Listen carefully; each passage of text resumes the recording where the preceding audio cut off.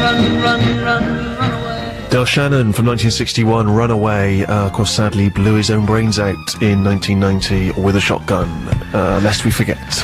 A sobering way to start the Steve Show this Sunday afternoon. If you're feeling particularly happy and cheerful because of the sunshine, no, we're here to bring you down for the next 2 hours, make you think, maybe stew on some of life's cruelties. It's a harsh, unjust world out there, and just ask Del Shannon. You can't, because he's dead. Okay, so thank you very much indeed for tuning in. A lot of people say, Steve, do you carefully think through those opening links? You make up your own mind. I'm very pleased to announce that we've got a full house today, so if you tune in because of the crazy mob of characters that sometimes join me in, you're going to be very pleased. Your favourite's probably here, and we've also got Dan. Hi. Harry's here, he works in a bank. Yeah, hello. Alright, how you doing? Yeah, not bad. Wearing shorts? Yeah. Good. Yeah. Excellent. Teeny Dan. Yes, yeah, I'm here. You've got the little shorts on, haven't you? I'm wearing tiny little shorts, which on any other person would be absolutely obscene. Of course. But on me, they fit me just fine. And we've got Sammy, she's from the north, not bothering with the shorts? Not bothering with shorts, because I've got cold. Oh, you got nicely cold? stuffed up. You're not feeling very well? What's it taking, 5 hours to come down? Yeah, something like that, yeah. So you're as happy as Larry? Oh, I couldn't be happier, Steve. Sure. I'm going to smile all over my Happy face. as a sand boy. Is that the phrase? Yeah. I've heard it somewhere. Yeah. I don't know, is it offensive? Probably. Yeah. I don't know what it means, probably from our imperialist days. I'll tell you, someone who knows all about those happy times. Rufus. Good afternoon, everyone. You've been away for some time, but you're welcome. That's right, no shorts for me either, a pair of generously cut linen pinstripe trousers. Excellent, good, that's what we Obviously. expect. Yeah. And lovely to have you back. Thank you very much. Are you pleased to be back, or is this, in the time you've been away, you've started to realise how tiresome this is on a Sunday afternoon? In some ways I have, Yeah. it's cut up my weekend again into little ribbons. It's made it valueless. But, the chance to see all of you and listen to some new music is why I'm here. Hey, listen, if you're after new music, not only have we got live music later from Teddy Thompson, we're all looking forward to that, but also here's some brand new music from 6 Day Riot. When I press the right button. Released on the 11th of August to download only, I'm afraid. That's 6 Day Riot and Go Canada. Steve Show 6 Music with me, Steve Munch, and my little gang here. Dan was just chewing the fat. He wanted me to ask him how his week's been. Well, it's been another tedious week for me, Steve. You know me, I'm not an exciting man. No. Try and make exciting things happen. Like A lot of the listeners have said so on the message boards. Well, the letters they've written to regularly BBC. voted 4th most popular sidekick. 24 months running now. So Yes, that's good I work. don't think the show's been going that long, so I'm very well. People are writing into Wogan to complain. Exactly. It's extraordinary. Someone wrote to my mum about you, actually. Really? Really distressing. What? Yeah, That's wasn't really expecting that bizarre. at all. Wow. That's a strange. Just hold your thought there, Dan. Yeah, I 'cause I will. think we're all interested to see who That wrote to it your was just a light-hearted quip. It wasn't meant to be taken seriously by anyone. Maybe I've just got an expression which makes me be taken seriously or whatever. No one really wrote to my mum about anything. So I'm confused now. Was anything written That was about Dan deadpan. to your That mum? was- No, I was just trying to kind of, imply that Dan was unpopular with everybody. Right, sure. Not just the listeners, but even people who write to my mum. He Sorry fooled about me. that. He fooled me as well. Yeah, because it's because he's such a great actor. Yeah. and, Yeah, probably, yeah. it's just such a sincere man. You don't expect lack of sincerity from someone of his caliber and his creed. No. Yes. Or a man with his haircut. Exactly, you just look like a man who's... although I can well imagine you're very much the sort of person who, perhaps sort of 1950, we'd have discovered was secretly working for the KGB. Yes, this is it. For all these years. Do you know what? That's the haircut I've got, and that's the look I've been going for about a year now. 50s intelligentsia, could be a bit of a lefty. Is he actually secretly a commie? That's my hair, that's my exactly. face. If you've never seen a picture of Rufus, then just picture... Yeah, everyone's got an image of what that sort of person looks like. Yeah. It's exactly what Rufus looks like. Yeah, Agent Zigzag. That's what I want to call him. Agent Zigzag. I think we're... Yeah, anyway, sorry, Daniel. No, I've been quite thrown by that. Sorry. The good thing is that Rufus has quite rightly shamed me with his superior intellect, and once again the natural order of things among the sidekicks is restored. So yeah, another tedious week, shops, groceries, bread, that sort of thing. But I was thrown a curveball. My girlfriend is working over in the Middle East at the moment. Good luck to her. And good luck to her, yes, we're all hoping for that. Is she trying to sort it out? She is trying to sort it out. Yeah. She's making good progress. Is she? But someone offered 200 camels for her today.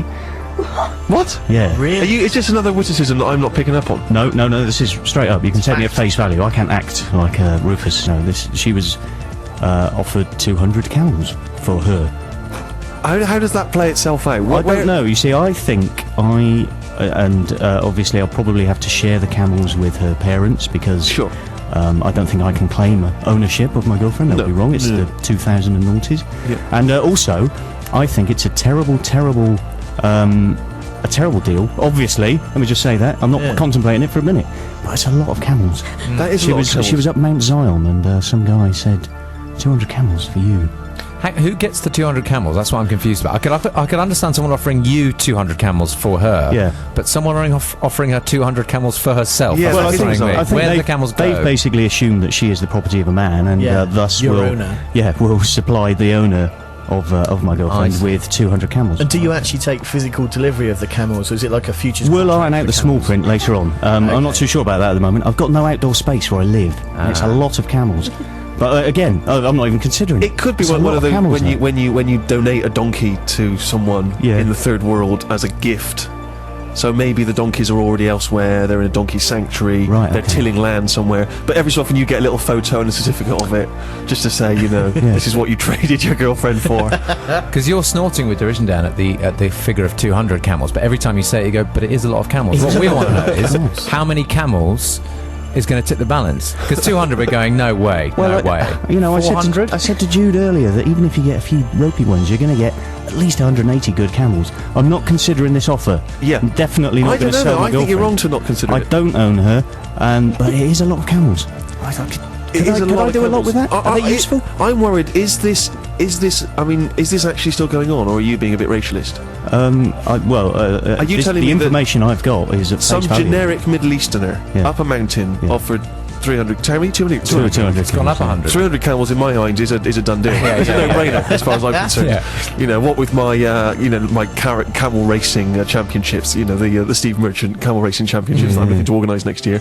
I don't know, Dan. I think. What does your girlfriend think about it? She said that she's not for sale, and obviously we've joked about it, and I absolutely am not even considering the offer. Yeah. But it is a lot of camels. It's a lot of camels. It's a lot of I wonder camels, how much financially a camel is worth. A camel. I don't know. This is where I don't think there's a very liquid market in camels. This is a problem. Well, that's probably the downturn of the economic market as it stands. Camels, I imagine, losing value. You're a Harry, banker. yeah. Absolutely. I mean, unless they find out that those humps are full of oil. That's the only Really? chance Are they? the value's going to go up. I'm calling on the Steve Show audience really for their camel knowledge, and I'm obviously not. This is just for my own personal interest because I'm not considering this offer seriously in any way. It's terrible. Sure. But it is a lot of camels.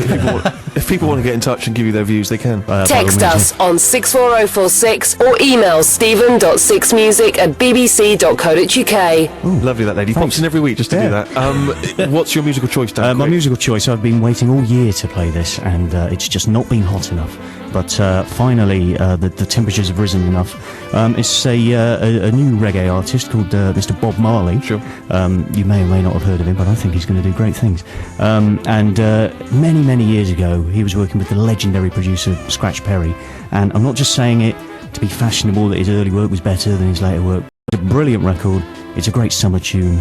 The second noise that you hear in it is phenomenal. And enjoy.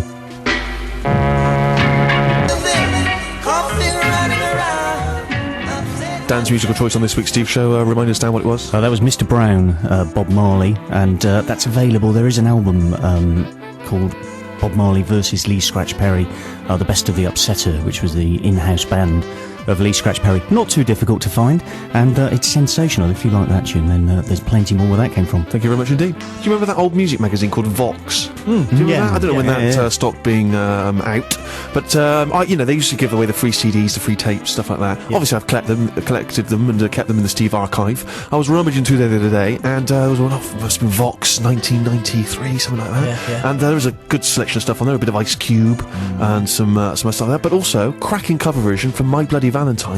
Oh, you'll love it. You'll enjoy it. Let's include it in our classic covers feature. Mr. Cover.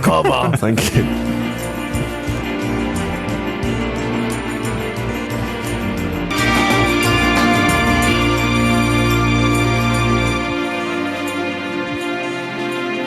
I think it was recorded for a charity album called Piece Together that was released in 1993. That's My Bloody Valentine doing their version of We Have All the Time in the World, which of course was featured in the James Bond film On Her Majesty's Secret Service, performed of course by Louis Armstrong. And Steve Show fans will remember that Super Posh Rufus here has a very small part in the forthcoming James Bond film Quantum of Solace. I think we're all looking forward to that enormously. There's going to be a big Steve Show outing. There is a gala October premiere 31st, 2008. And as an an adjunct to that, I went to cinema the other day and saw the trailer of Quantum of Solace, and I'm only in it. That's exciting news. Only in the trailer. That's exciting news. I have to say, I've had some glorious moments in my illustrious career, but nothing compares to being in a James Bond trailer. Now, fans of the Sea Show will no doubt go straight to YouTube now to try and see the trailer. I would advise to keep your finger very close to the pause button. Really, is it that brief? It's a minute 12 in. I love the fact. So you're telling me you were in the cinema and you just happened to be timing it, or have you since sorted it out on YouTube? I've sorted it. You've seeked it out and you've timed it. And having watched it several times, I can confirm it's a positive identification of Rufus. Brilliant. So no lines, just a visual sighting. Oh, I mean, barely even a visual sighting. It's there's a bit where Dench says, restrict Bond's movements, shot of Bond kind of abseiling down the inside of a building, stop his passport. As she says the word passport, you see an aerial shot of me flinging an electronic passport across an electric desk towards them. Because I'd seen the trailer the other week and I was looking out for you and I didn't see you. Yeah. So I'm gonna have to I look texted my carefully. brother who's in Bahrain now, and I said, look, I'm in the Bond Is he trailer. a special ops undercover? Yeah, exactly. That's what he's doing. And he texted back saying, fantastic, I've watched 3 different versions. They all say I haven't seen you on it. I was like, yeah, it is really not very long time that I'm on the screen, a very short time. So that means at the very least, you'll have to be in the film. They wouldn't have included it in the trailer. This is that what I'm moment's thinking. not in the film. This is what I'm thinking. And that the scene, as I maintain, the moment I read the script is crucial to the development of the plot. There's no way they can cut the scene, particularly as it's in the trailer. I had an offer for something this week, but I don't think I can talk about it on air. But I'm going to mention it to you. I know this is terrible. I know this. You must be hating me, the listeners. But we'll discuss it and we'll see whether we feel we can. It's absurd. It's quite absurd. Anyway, we were talking about camels. Dan's girlfriend. You've already got the contracts underway, I understand. No. I want to make it absolutely clear. I love my girlfriend very deeply, and in no way am I contemplating this offer of 200 camels for her. But it is a lot of camels, and the public have been involved. Yeah, well, we've offering had, advice. the texts have gone berserk. Howard in Shrewsbury's mum got a similar camel offer, but only for 10 camels. Ooh, that's a slap to her. That is. That means my girlfriend's 20 times as good as his mum. But of course, that means nothing if we don't know the value of a camel. Luckily, Paul in Bristol has done some interweb searching, and apparently, a camel is worth between 100,000 and 400,000 US dollars. So between 50 grand and 200 grand. So I think you need to seriously think again. you need to reconsider this seriously. because That's a lot. There is a credit crunch on. Exactly. Can I make a There's suggestion? a lot of women out there. That's very true. But I'm thinking maybe you could you maybe sort of sell her for the camels and then send in Rufus's brother, who's currently doing some secretive work in Bahrain, to withdraw again from whatever harem she's ended up in. That seems fraught with danger. Although I'm certainly considering it as we speak. I'm not sure it'd be a good idea to talk on air about this operation because I might have to, go dark with Rufus and discuss the finer I'm points. just knocking some figures together here. How we're gonna? Oh yeah. It looks like we could do pretty well out of it. Just thinking, minus the money that goes to my brother. You get your weekends. You get your weekends back. You don't have to do this show anymore. Yeah. If we split the proceeds. I think But we I'm need not to- considering this offer. Absolutely not. No way. And how much was it? Would it work out as a total? As a total. Oh, now you're asking what? 200 camels, 100. Oh no! I 200 camels is actually between 100,000 and 400,000. Waste of time then. per camel. Waste of time. Waste Forget of it, time. forget it. Waste of time. Yeah, Not no. The even- deal's off. Waste of time. Current single from Royal Treatment Plant, that is Undercurrent. Quickly, want to squeeze in Sammy's musical choice in this first chunk before the news. Sammy, what have you got for us? It's off the first CD album